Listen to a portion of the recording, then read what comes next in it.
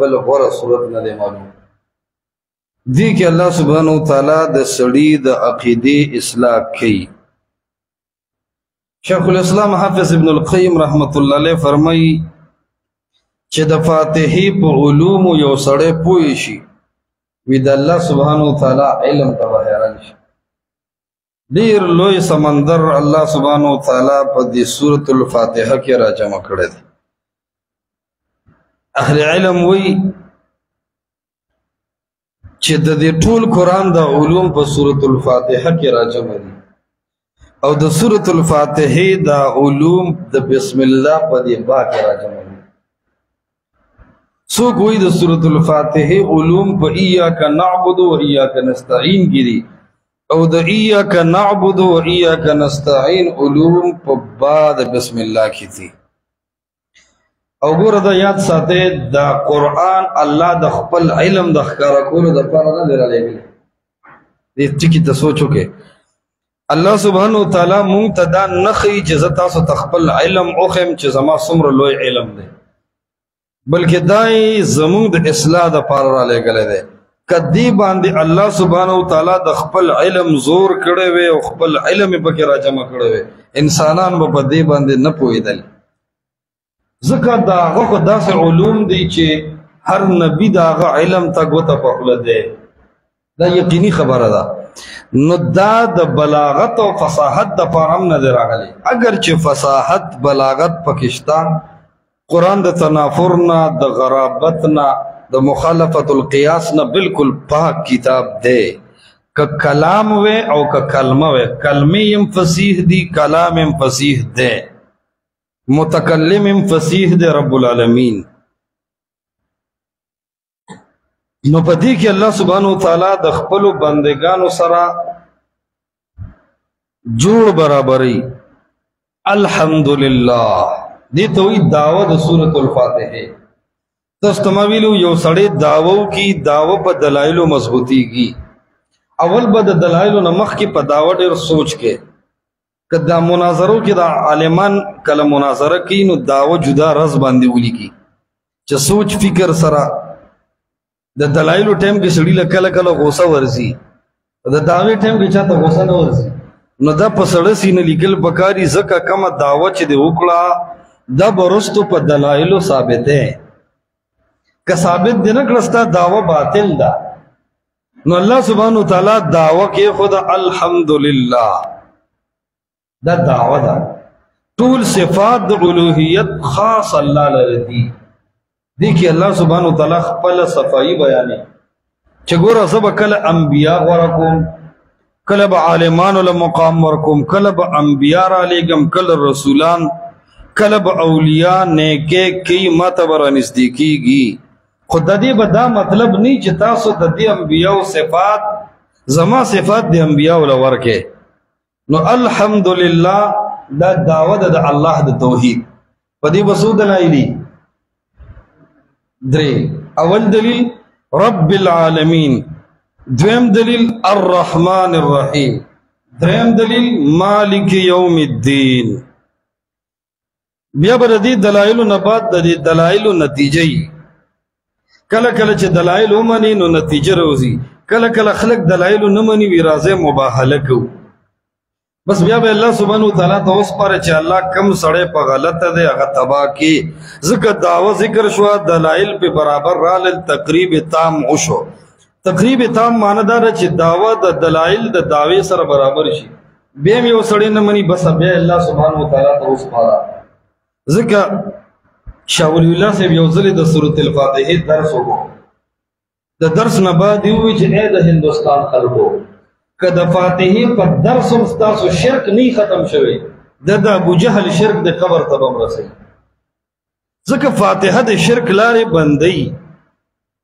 توحید تلاره سمي نو الحمدلله ټول صفات د الوهیت خاص الله لره دي دي کې حصر ده دا صفات د الوهیت د الله په ذات کې بندي دي ته حصر وي بار نشي وته نور ورته نشي راتله حصر بندوالي ته وي په دوه طریقو حصر ده ګوره یو ده الحمدلله ټول صفات د الوهیت لله خاص الله لردی. دا لام چې کوم دی لام جارا للتخصیص، الجل للفرض شرمیته کې چوي. نو یو طریقه تخصیص دا لام جارا الحمد مختص لله. دلته ځنې خلک یو تعبیر کوي وی الحمد ثبت لله فعل رو باسي، دا غلطه طریقه ده. بعض نحویان وی الحمد ثابت لله و جار مجرور دے ظرف مستقر دے، نو تب ورنہ متعلق رو باسي. خدا سے نه ده. د عربیت قانون دا دی چې کله حصر پیدا کې بیا بس شی نه رو باسي. لله الحمد مبتدا ده، لله خبر ده بغیر د ثبتا او د ثابتنا. الحمدللہ صفات د الوهیت خاص دی یو الله لرا. الله سبحانه وتعالی سره په دې صفاتو کې یو نبی شریک نه دی. نبی څومره لوی شان لري خو شریک ور سره نه دی. یو بریلی عالم اعتراض کړو په یو اهل حدیث عالم باندې چې یو قواعد انبیاء الله ته خوښ دي، بل خوا کو ته مونږ را مدد شوایو علم غیب ولا ورکو تاسو یې بد غنئ، یا انبیاء د الله غوره مخلوق مګنئ یا ورته علم غیب ومنئ. دې اعتراض پوه شو کوونه یا دا مو چې انبیاء الله ته ګران دي، یا وای چې دا الله سره شریکان دي په دې صفاتو کې. ځکه چې څوک چاته ګرانی لکه زوی پلار ته ګران دی نازولې دی، نو زوی د پلار په مال کې شریک دی. هغه ول ډېر عجیب مثال ورکو، ورته وی ستا سکه رور شته او ورته وی او زما سکه دوه رونه دي. هغه ورته وی چې ستا د کور والا ستا د رور سره په یو کټ کې ناسته نه ده کړې، رنګ او میسج ورته نه دی کړی، صرف په داسې یو شپېلې قدرې ورته وو، یو سترګه قدرې ورته وویله، یو اشاره قدرې وکړه. ستا د غیرت لیمټ به کوم ځای کې وي؟ د عالم داسې سور شو، ورته وایي چې زه به دا رور مړ کړم، دا ښځه به هم د مخ د ځمکې نه لرې کړم. او ورته وایي دا خو ستا سکه رور دی، سکه رور سره هم دومره سخته رویه کې. او ته وایي سکه رور مې دی خو په ښځه کې خو څوک شریک نه برداشت کوي، سکه رور مې دی په عامو معاملاتو کې. او ورته وایي څنګه چې تا ته خپل سکه او خوږ رور په ښځه کې شریک نه دی، داسې رب العالمین ته خپل خواږه اولیاء او انبیا په خپل الوهیت کې شریک نه دي. بس هغه خو یو مغرور ذات دی، غرور والا ذات دی، متکبر ذات دی. او متکبر سړی په دنیا کې ځان سره څوک شریک مني، نو د انسان تکبر ځان سره شریک نه مني، نو رب چې مغرور متکبر ذات دی به ځان سره څنګه شریک ومني؟ کله الله سبحانه وتعالی فرمایي حدیث صحیح کې راځي الکبریاء ردائی، دا تکبر زما صادر دی. نو دا صفات د الله چې د الله سره خاص دي، دا د الله د تکبر نښه ده، د غرور د لویې د بړایې د عظمت نښه ده. نو الحمدلله صفات د الوهیت خاص دي یو الله لرا. دا د لام جاره د وجنه تخصیص راغی. دویم تخصیص په دې معنی دی چې الحمد معرف باللام دی، دا معرفه ده په الف لام سره. دا لله کې لفظ الله معرفه بالعلم دی. نو دا طریقه یاد ساته تاسو ته ما غرض مرقات کې ویلي وعلى الله المستعان کې چې کله مبتدا او خبر دواړه معرفي شي او بیا په الف لام سره شي، دا هم د تخصیص یو صورت دی. نو الحمدلله کې دویم تخصیص په دې طریقه دی چې صفات د الوهیت خاص دي الله لرا، ځکه چې الحمد معرفه ده او لله هم معرفه ده، او دو معرفي چې مبتدا خبر کې راجم شي دا تخصیص پیدا کوي. او تخصیص څه ته ویلو؟ تخصیص دې ته وایي چې دا صفات به الله له اومني. مشرکان منل ښه، ابو جهل سوي چې باران څوک راوري؟ من خلق السماوات والارض، دا زمکه اسمان چا پیدا کړی دي؟ لا یقولن الله، لا لام تاکید، لا یقولن لام د جمع دی، سمر جمع را په لن الله، نون ثقيله او خفيفه هم د تاکید نونونه دي. لا یقولن الله دی د الله د خالقیت مالکیت اقرار کوي، خود تخصیص نه کوي، حصر نه کوي. د الله نه بغیر بل چالم مني. ما نعبدهم الا ليقربونا الى الله زلفا، دی وی د الله نازولی شتا اغي تم الله اختیار ورکړه ده. مونږ وایو د ولی ولایت منو، اشاعر وی زمنه اولیاء چې مرتبه ورکړي خدای دی، خدای خلقو د خپل ځان نه ورتړلې دا ډیګری دي. نو الله اولیاء او انبیاء او مقام ورکړي دے لیکن دا ځان سره شریکان نه دي جوړ کړي. الحمدللہ الف لام په دې مقام کې الف لام جنسی دے دا غید مدخول ماہیت مرادی جنس دا حمدن ماہیت حمد یو اللہ لثابت دے او دغرنگی زن علماء دا وی چې دا الف لام استغراقی دے لکه ابن الکثیر دا خبر کړی دا چې الف لام په الحمد کې استغراقی دے.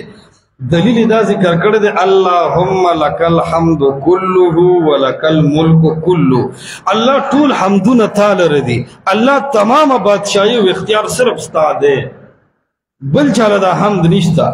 نو استغراق کی بیا دا یاد ساتي چې د استغراق چې تمام حمدونه الله لمنی بیا به د دین حمد شرعی مراد لې شرعی حمدونه یعنی هغه حمدونه چې د انسانانو صفت دي لکه ډیره منډوال ډیر بچی وړل ډیره روټه خوړل ډیره وبسکل دا صفات به الله نه ثابته ځکه دا شرعی حمدونه نه دي.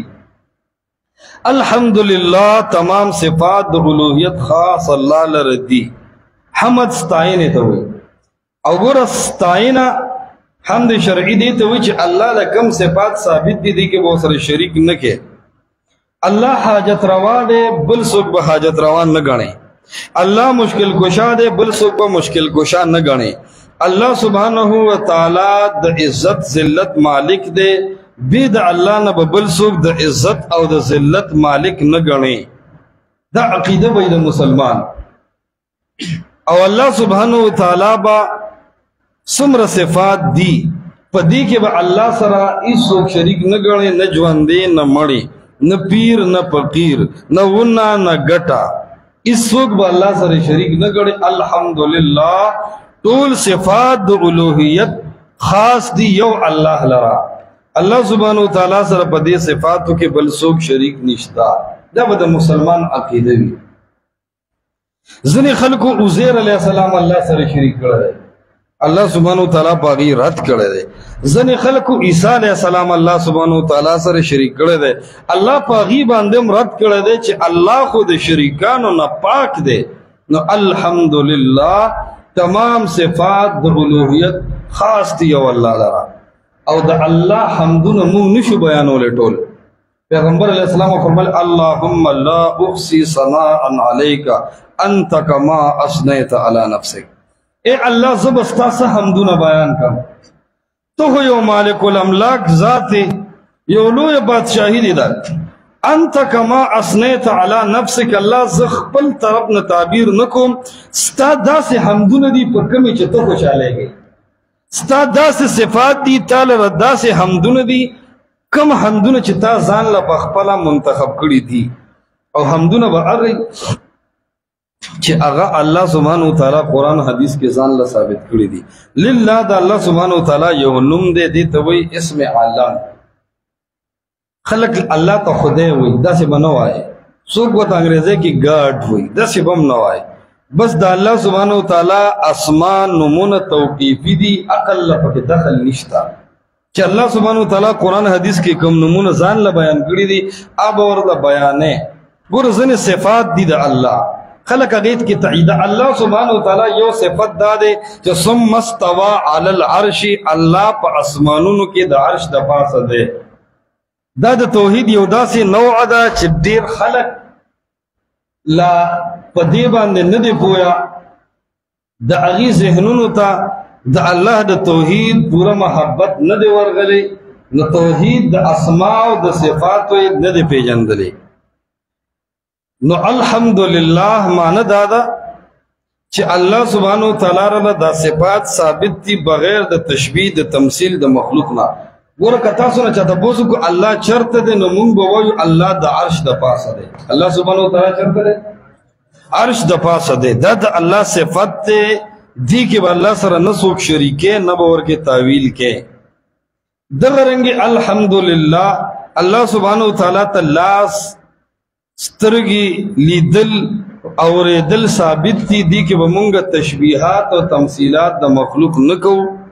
دا دا اللہ سبحانہ وتعالی صفات دینا. الحمدللہ طول صفات د الوهیت خاص دی یو الله لرا دا دعوه شو پدی باول دلیل انشاءاللہ سبا ذکر کو رب العالمین الحمد طول صفتنا د الوهیت لله خاص الله لردی ربی چپالون کرے دا اللہ العالمین د طول مخلوقاتو الرحمن عام مہربان دے دا اللہ پا دنیا کے الرحیم خاص مہربان بھی پا آخرت کے مالکی اختیار مند دا اللہ یوم الدین دورسی دا بدلے ایاکا خاص تالر اے اللہ نعبد عبادت کو منگا پا ہر حالت کے و ایاکا نستعین او خاص تانا امداد وارو منگا پا ہر حالت کے حضر اللہ توفیق و آخر دعوانا